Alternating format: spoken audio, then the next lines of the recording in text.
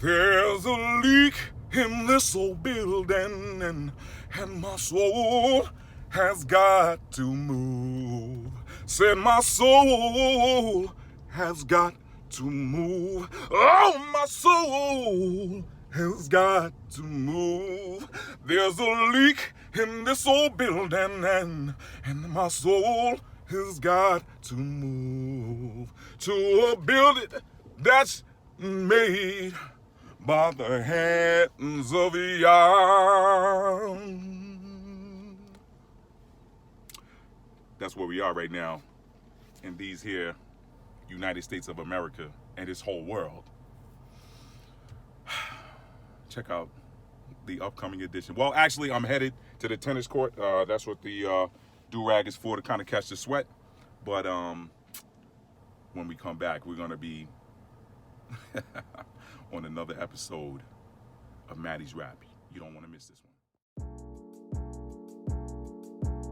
Hello and welcome back to another episode of Maddie's Rap. This is an on-the-road edition of Maddie's Rap because if you can kind of see my surroundings, you kind of know that I'm in the car right now. So anyway, today's topic is going to be Bill Gates. Now, yeah, Bill Gates. You're probably thinking, oh Lord, what's he gonna say now? Let me tell you. First off, let me tell you guys something. You may not know this, but I have something in common with Bill Gates. You may know it too if you know me. What I have in common with Bill Gates is that both of us are software guys. Both of us worked at Microsoft. The difference is he was the employee number one, and I was employee number XXXXX, because I'm not telling you what my employee number was. You don't need to know that. But anyway, I was at Microsoft 14 years, whatever. So that's about the extent of what Bill Gates and I have in common. Now, where Bill Gates and I differ is that he's a software guy from the standpoint of being a developer historically. I'm a software guy from the standpoint of being a software support guy. So, what do developers do? What do software engineers, what do programmers do? Software guys, what do they do? The guys who create software, they create, their whole existence is creating something that is not in demand and then trying to create a demand for it. Okay?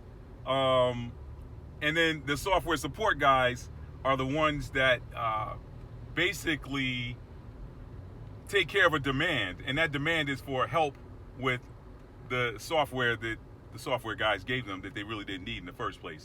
Now, you can say, "Oh no, let me tell you something. If nobody ever created a Call of Duty game, would you have needed a Call of Duty game? No, because you wouldn't have known what it was. So, but if Call of Duty's not working right, you're calling the support guy. See what I'm saying? So, software creators, they don't create based on demand. They create demand after they create a product. Now you're gonna see where I'm going with this, right? And then the software engineer, the software support guys, we go and just we sort of fix whatever mess the software guys, created with their code, And so here's what I want to tell you. Guys who write software have absolutely no clue what it takes to support that same software that they wrote. They don't. That's why they hire software support guys. We learn the product, and then we basically are at the ready. We're on guard, standing by, waiting to assist those customers who purchase that software that may need help using it or may need help responding to a problem with it. And we also, believe it or not, help the developers when they're in the process of writing a piece of code, because they write it and test it. They do all of that stuff on the development side, but on the beta side, they need the support guys to kind of help them out with, hey, what are the people that are beta testing this product doing? How are they using it in the wild? That sort of thing. And what kinds of problems are you seeing?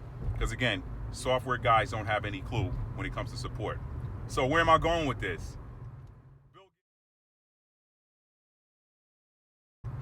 Bill Gates. Bill Gates says that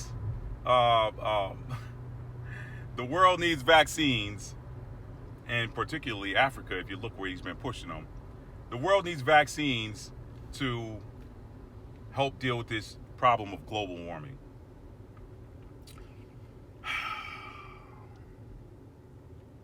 We're in COVID-19 season. We're in coronavirus season. Remember what I told you about developers?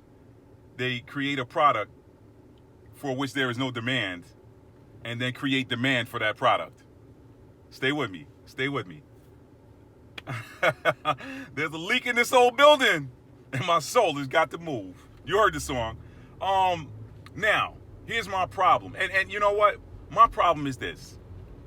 You stood on a stage at a TED Talk some 10 years ago and said that basically you showed this formula up there, C equals P plus O plus D, some freaking formula you came up with to justify why why you're putting some of these programs into place, and that whole thing is based on this notion of greenhouse gases and climate change and the disruption to the earth and all this, that, and the third. Well, I would challenge that. Well, let me tell you this. I do agree with Bill on the whole people part of the climate change, or not even climate change, but global warming or whatever. But it has nothing to do with carbon emissions. It has nothing to do with CO2 emissions. Let me tell you something. Bill's notion is there are too many people in the world. If you ask him, he'll probably tell you that. He'll say there are too many people in the world. And you know what? There are a lot of people that buy into that crappy story. It's a lie. It's a lie. And you know what, guys? I did a video I want you to search for on my channel.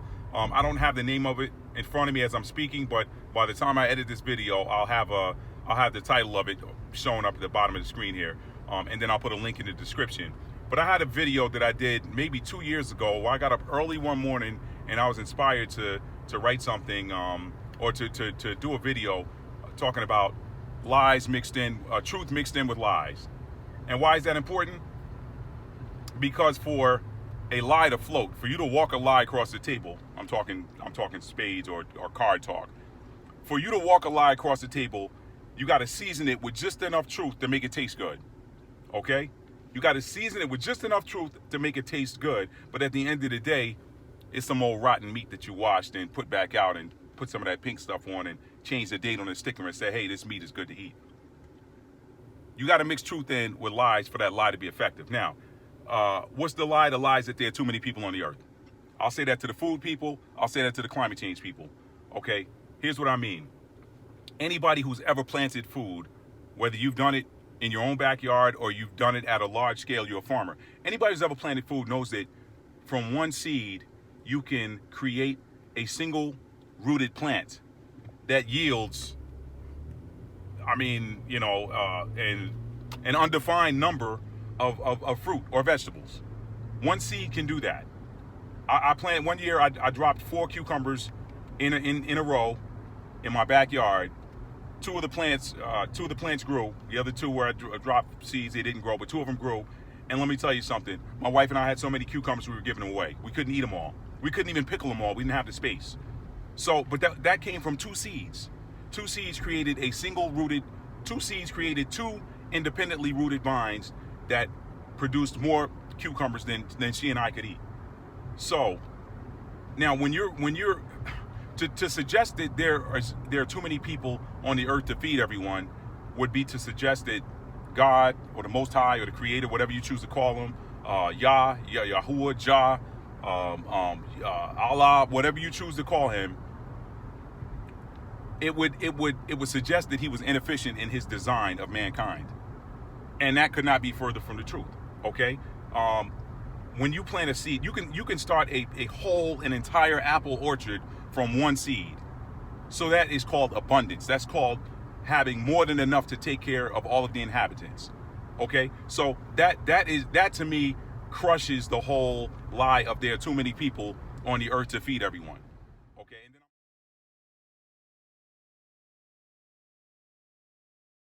then next, the other lie is the global warming thing, and back to my friend Bill Gates.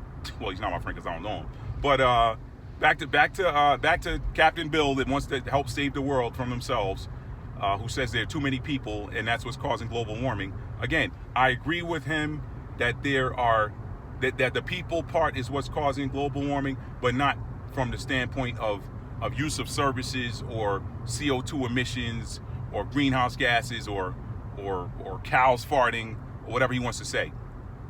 Let me say it like this. I'll answer it with a question. What happens to you when you have an overabundance of bad bacteria? Or what happens if you have an overabundance of unhealthy viruses or something? You get sick. You start running a temperature. Okay? It is your body's it's your immune system's response to trying to deal with what is making it sick. Now, can you have too many healthy cells? There's no such thing. But you can have too many unhealthy cells and your body responds to deal with them. So now if you want to know what's causing the earth to global warming, if there is such a thing, as some people believe there's not, I'm not going to get into that. Do you want to know what's causing global warming and all these violent storms and this climate change? It is the amount of people in the earth that are doing wicked things in the earth. Doing wicked things to the earth and doing wicked things in the earth. It's making the earth sick. But the problem is people look at the earth like it's an inanimate object, and the earth itself is a living organism, and we're the cells within the earth. We're the cells. We are the cells. Now, the difference with us and bacteria in your body, flora in your gut, is they are what they are. With us, we have the choice. We have the power of choice. We can choose to be a healthy cell. We can choose to be an unhealthy cell.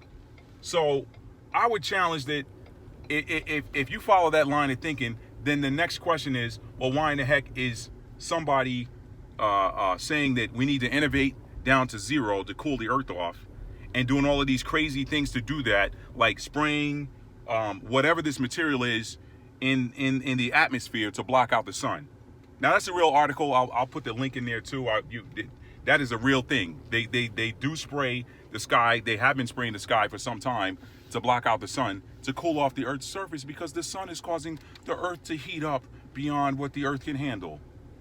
Imagine that. There again is the suggestion that God was poor in his design, and he's not. I didn't even feel right saying that, to be honest. Okay? So, here's where we are. You got people spraying the skies. And you know what? Here's my problem. Now, some of you, let me say this. Some of you are going to say, Matt, who do you think you are challenging a scientist? I would respond to you that you're a scientist too.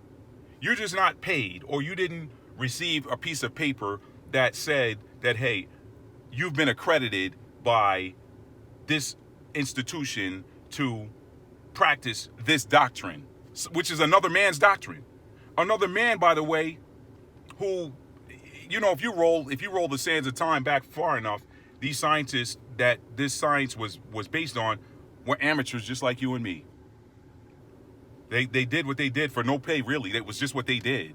It was their life's calling, their passion. Now, but let me fast forward. For you might say, well, Matt, how are you a scientist? Here's the thing. And I wrote an article on this on my website, www.mdtalford.com. That's my blog. You can go there and type in the search bar, type in math, and there's only one article where that's in the title. Now, you know what science is? Science is the use of math to justify art. That's what science is. Science is the birth child of math and art. What do I mean by that? Math is absolute in nature. Numbers are absolute. They do not lie. Math, numbers, absolute. Art is the expression of one's own observation or experience or some sensation. It's your expression of an observation or an experience. That's all art is. You're expressing an emotion, or you're expressing an observation, or you're expressing an experience. That's what art is. Music is someone writing a song and playing something that conveys an emotion about some subject matter that some songwriter wrote, where he or she was expressing their something that happened to them, an experience, or like the girl from Ipanema. It's an expression of the song "The Girl from Ipanema." It's the expression of a writer saw this beautiful girl walking down the beach, so he's expressing in song. These paintings, they're the expression of an observation. Songs, dance, they're expressions of emotions. Writing is the expression of an experience or an observation or an emotion. So the arts, all art is expression of an observation or an emotion, okay, or an experience. Now, here's where science comes in. Science, or that scientist, all a scientist is really is an artist, because he or she made an observation. But the difference is they attempt to use the absolute nature of math to justify their observation and make it law or make it the truth. But all they're doing is using math to try to justify an observation. So if we understand that that's science, then that means everybody on the earth that chooses to try to justify their artistic expression is in effect a scientist. So now, that is why I'll challenge any scientist on something that I observe. Because what makes his observation better than mine? What makes a guy named Neil deGrasse Tyson better than you if what you observe is different than what he's talking about? What makes him better than you? What makes Neil deGrasse Tyson better than you? And I'm picking on him because he's the guy that always pops up for some reason whenever there's something going on or whatever. Anyway, I'm not gonna go off on him because we're talking about Bill Gates today. So for those of you that might wonder why I would challenge Bill Gates and who do I think I am, who does Bill Gates think he is? Who do these people think they are that choose what's best for you and I, that choose what's best for all of us, that decide, hey, you know what? It's best for everybody on the earth if we block out the sun. I want my sunlight. I want it. Do you know that there are more good things that the sun does than bad? Do you realize that all life on earth needs sunlight? It needs direct sunlight. Plants need it to convert it to chlorophyll. Humans need it to convert it to vitamin D, which is arguably the most powerful antioxidant in your body, and you can produce it from sunlight. So your crops need direct sunlight to grow. But if there's some idiot up there spraying it in the attempt to cool the Earth's surface off, and he doesn't even really understand that the Earth is sick and the Earth is running a fever, who gives them the right? And in that same notion, who gives another man the right to or some agency or some group of people the right to go and vaccinate somebody against their will? And what they do is they get us to fight each other and say, well, if you don't get a vaccine, then you're making me vulnerable. Whatever happened to your immune system? Whatever happened to your immune system? Why is it that we don't read about vaccines in the ancient world? Why don't we read about vaccines in Egypt? Why don't we read about vaccines in Israel, ancient Israel, or the Canaan land, the land of Judah? Why don't we read about vaccines there? Why don't we read about vaccines in these ancient African cultures? Why? Could it be that because there were no solutions in search of problems, so to speak? I stole that from a guy I used to work with. He used to call certain things solutions in search of problems, and that kind of is what software is. You create software sometimes in advance of a need. I didn't need an Xbox 360, but you created this thing called an Xbox 360 and showed me why I can't live without it, when in fact I lived without it fine before it was ever invented. I mean, did the world not run fine when people were keeping paper records before computers? I mean, look at the ancient stone tablets. Did their societies not run fine? So my point is, software guys create things that are not in demand and then create demand so that they can sell them. Now, this whole thing with the vaccinations, I'm not going to argue you guys, vaxxers versus anti-vaxxers, but I do know this. I do know that your immune system is your first, last, and best line of defense. And if your immune system is suspect, no vaccine or medication is going to save you. The only thing a doctor can do for you is make you comfortable while you transition. Your immune system has got to be on fire. It's got to be on point. How is your immune system on point? By feeding yourself things that come from the earth that are wholesome. That's how you boost your immune system. Okay? So, I want to wrap this video up, but I just want to leave you with this. You have just as much right over your body as someone else has over theirs. I bet you nobody's going to tell Bill Gates what he's going to do. I bet you nobody's Bill Gates is and first of all, Bill Gates is a corporate guy. How is he the new back crack there? Oh, it felt good. How is he the guy that gets to dictate to the world what is good for them? He's a software guy. He's a guy that created a business in the 1970s, and now because he's a billionaire, is that what the game is? The game is you get enough chips, you stack enough chips, and you get to tell everybody what's good for them? Nah. I'm not good with, listen, I live in the Carolinas, and this is, there's a guy I follow, by the way. Check out Richie from Boston. He's one of my favorite YouTubers. Check out his stuff. David Icke, check David Icke out. Check out Dr. Mumbi Saraki. These are three YouTubers I follow. Check out Hebrews to Negroes, aka Moses Levi. Check out Kim. What's her name? Kim Iverson. There's a handful of people I check out that are independent, that are not driven by the mainstream, and can give you independent thought and let you. You got the mainstream thought, and then you got independent thought. I don't call people conspiracy theorists. I call them independent thinkers. So if you're not an independent thinker, then maybe the joke's on you if you eat everything the mainstream serves you without making your own observations and your own judgments based on your own observations. I'm just saying. So, listen, I'm going to wrap this up. You have a right to the same sun as everybody else. You have a right to your sunlight. Who is another man to spray chemicals into the atmosphere to block out the sun in order to save us from global warming by the same sun that's been hanging up there for how many years? You know what I'm saying? The same sun that they did not create. But then again, maybe these people don't believe in creationism. Maybe these people think that a big bang occurred and everything came together. I'm just saying, if that's your thought, that's you. But I'm along the science line. There's certain laws or principles of science that are absolute. Newton's first law of motion says objects in motion remain in motion unless acted upon by some outside force, and objects at rest remain at rest unless acted upon by some outside force. So, if everything was still and then a big bang occurred that caused creation, what was the outside force that caused that bang? You see what I'm saying? So that's why that doesn't jive for me. I believe in intelligent design. I believe in creationism. I believe in God, the Most High, as some of you call him, Yah, whatever. I don't even like the word God, to be honest. I say that for everybody else because God is the title. But anyway, I'm not going to go down that rat hole. I'm not going to go off on that tangent. You have a right to have sunlight if you want it. No, to me, no one has the right to choose for you whether or not you get direct sunlight. That is some bull. Okay? To me, no one has the right to show up and say, here, take this needle because it's good for you and good for everybody around you. When did we become sheep? Weren't we created individually? Are we children? That's all I'm saying. All I'm saying is have independent thought. I said this in another video. We're in the age of spiritual warfare. The modern bullets and gun stuff, that stuff's dying away.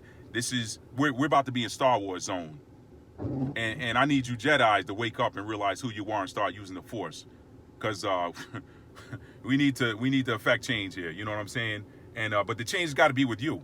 I'm not saying when you affect change with you affect change in the world. People talking, and that's the problem. You got too many people in charge trying to affect change in the world for everybody else. The only person you can truly change is yourself. If you want to affect change in the world, do you. If you want to, it's like I have this conversation with different people. The thing people talk about the team and pulling together as the team. To me, the ultimate team environment is that team where everybody understands what their position is and they play their position within the team scheme to the best of their ability. So you got the individual position player and then you have the scheme that's given by the coach. But my point is, do you. What that scheme is, who do you serve? Who do you worship? That's your scheme. But within that scheme, you got to play your position. Don't try to change somebody else. Fix you. If you a center, be a center. Go underneath the center. Not center, S-I-N-N-E-R.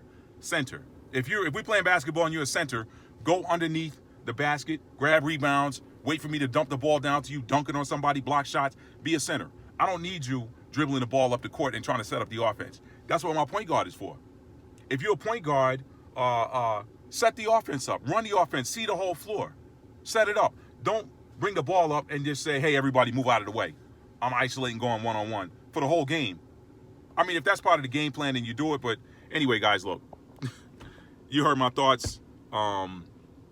Software guys create solutions that are not in demand, and then they give them to you. Support guys fix the problems that the software guys leave behind. Okay, so here's a support guy coming in behind the software guy. You know, here's a software guy that's a billionaire, and I'm just a regular dude economically compared to him, right? Nah, I'm not a regular dude. I'm just as important as he is. He's playing his position in life. His position is to be a billionaire, but do the right thing with your money. Get out of other people's country. And you know what? Last thing I'm gonna say this, and this is no disrespect to the leaders of these African nations, but if I was a leader of a nation, I'd be doggone if somebody's gonna come into my country and tell me I need to vaccinate my kids. When where you're from is 10, 12, 15,000 miles away. Don't tell me how to run my country. My country's all right. Don't tell me there are too many people. You know, now I get it that some of those countries have infrastructure issues. I get that. But did they have infrastructure issues in the times of antiquity? No. No, Africa was a perfectly autonomous, thriving continent before the Greeks and the Romans showed up and started trying to take over everything with military might. But that's a story for another day. Listen, hopefully you like this episode. If you like it, give it a thumbs up. Subscribe to my channel if you haven't done so already, and tell your friends about it. Yeah, Maddie's Rap, we like to rap about some real stuff, okay? We do some fun stuff too, as you can see through some of the videos, but we like to rap about fun stuff. So anyway, for Maddie's Rap, by the way, before I leave, check out some of my work. You'll see the screenshots of the book covers, and you can find links in the description. I'm an author, and I think you guys would love my work if you're into reading. Writing is something I'm very good at. So check out my books. I know that's not really compelling. Okay, let me give you something compelling. Let me give you a compelling reason to read From Fear to Faith, A Survivor Story. From Fear to Faith, A Survivor Story will show you how mindset can help you to overcome any challenge, no matter how big. Mindset. You're looking at a guy who was diagnosed with a rare and deadly form of the C word some 9 years ago. And in the midst of the storm, and I'm talking about a storm of information I'm taking in, a storm of voices, people telling me, hey, do this, do that, storm of thoughts and memories of people battling cancer and not being here anymore and dying from it, and me going to some of their funerals. All of that was the storm I had to endure. But in the midst of the storm, I locked my focus, I set my plan, and I stuck with it. So mindset. My mindset was, I'm gonna come through this and I'm gonna be better than I was when I went into it. Not, oh man, Doc, how much time do I have? Am I gonna survive this? No, you have the power. Stop surrendering your power to others. For the sake of science or for the sake of their profession. Stop surrendering your power. If you have an opinion, your opinion matters. Figure it out. Get in there and figure it out. If you agree with that person, then there's nothing to figure out. But if you disagree with them, you're doing it, make sure that you're doing it for a right reason. Heck, it could just be your gut. It could just be your gut. But stop surrendering your power to others. That's the word I want to leave you with. Check out my work. This is author Matt D. Talford. You're watching another episode of Maddie's Rap. And for all of you out there watching, listen, be smart. I'm not going to say be safe. We know that historically speaking, I don't know when you're going to watch this. It could be 5 years from now. It could be 10 years from now. But this, what's happening right now in the world is the COVID-19 or coronavirus pandemic, as the World Health Organization has declared it. Still doesn't have the numbers that still doesn't have the influenza numbers, but whatever. I'm not in charge, so I don't get to make the rules there. Anyway, that's what's happening in the world today. So I won't say be safe.